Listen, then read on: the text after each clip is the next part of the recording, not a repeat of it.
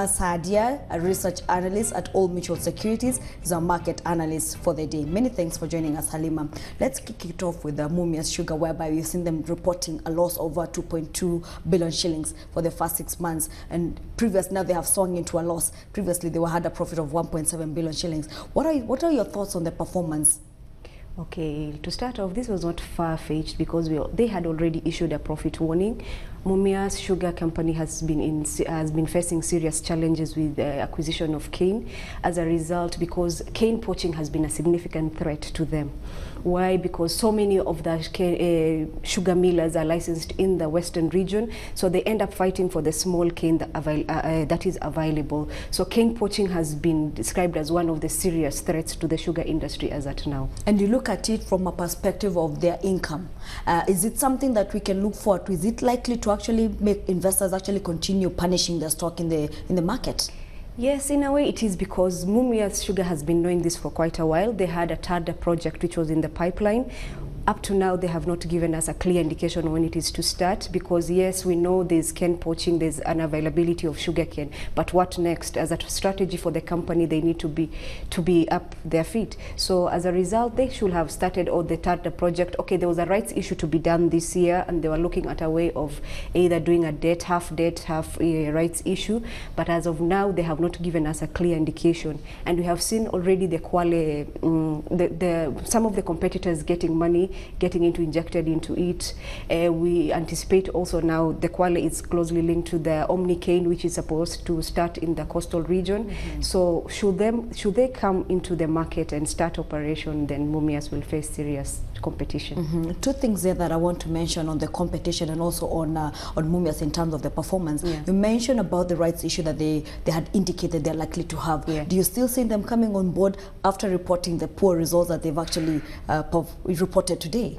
Now that is a tricky question. It will now that will now be a strategy. It will be difficult for them to raise capital with such now negative, and definitely has affected also their balance sheet. So it will pose a little bit of challenge. But either way, they need to step up and come and know, okay, give us an indication. Mm-hmm. We intend to maybe go back to profit at this level, and at this year we need to go to do a rights issue, because as at right now, their lifeline now is on the TADA project or anything that will diversify their income stream. Mm-hmm. Now let's talk about competition. Because the Kwale International Sugar Company has just received some money, about 10 billion shillings, from a consortium of CFC and some Mauritian banks, and also some of the banks in Kenya. And so they are looking to actually commence construction this year and probably have the plant finished by next year, mid next year. Yeah. How then does that competition? How then do you see it auguring for Mumias? Definitely competition will not augur well. So as I said, they also had a massive project in their pipeline, the TADA, which was supposed to counteract, because in Kwale and TADA, Tana River Development Project, they have the similar, you see, the cane there that will be grown there has a it will take shorter time to mature. Mm-hmm. And has a high yield. So for them, they were all looking at the coastal region, where the TADA project is based and the Omni cane is based. So if your competitor has already gone a step further, then it's not a good indication for Mumias. Mm-hmm. But looking at it from a consumption point of view, because the Kwale one, they're talking about 10% of Kenya's consumption. That's what they're going to do. Yeah. And already we still import heavily in terms of sugar. Yeah. How then do you see this market turning around, especially because we've also seen many other companies in the western region where Mumias is based being given licenses to start operating? So as for now, Mumias was getting the backing of it's more of a government, like associated with the government. So for such a while, like now, but okay, we also have one of the challenges, just to augur with that. Mm-hmm. 2014, we were expecting the COMESA expiry. So for Mumias, as I said, it's going to be a key challenge. Mm-hmm. How do you expect the stock to perform? Already it's not been performing well. It's trading currently at about 4 shillings. How do you see it going lower? We've seen Mumias go low to a low of 3 something this year, so I won't be surprised it going back to those levels. But at the same time, it's still a stock that investors buy into the whole sugar industry. So I see, yeah, the stock is, I believe the stock maybe might go down. Now looking at KenGen, which is also expected to report their full year sometime in September, what's your take on how it's likely to perform? Okay, KenGen, for now, we expect profits to, we have a positive outlook on the whole energy sector.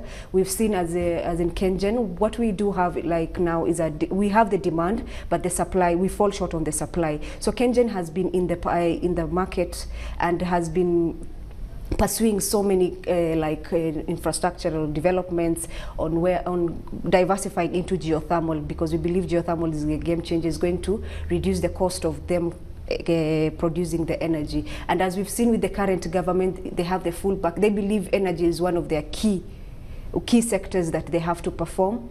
So they have injected, we saw them giving at least, if I'm not wrong, 7 billion or a massive amount of money in the budget that was allocated to the energy sector. In the recent visit by Obama to Tanzania, Obama has this Africa, like a project initiative dubbed Africa Power. So for that, he has also pledged a similar big amount on now energy development in the region, because everyone has noticed energy is one of the key components for any country to develop. So you're very optimistic on how the energy sector is going to pan out. Then are you also including Kenya Power in that optimism? Kenya Power somehow also will benefit, because you'll always benefit from any injection of capital or any help you get from all the sector, for example, the government, other multinational donors. Yes. And of course, Kenya also needs a lot of power as it gets into the industrialization phase that it's looking to get to, according to the Vision 2030 blueprint. All right, many thanks for joining us, Halima. That is Halima Saadia. She is a research analyst with Old Mutual Security. We put a halt on Kenya markets at that point. Many thanks. Back to you for Open Exchange.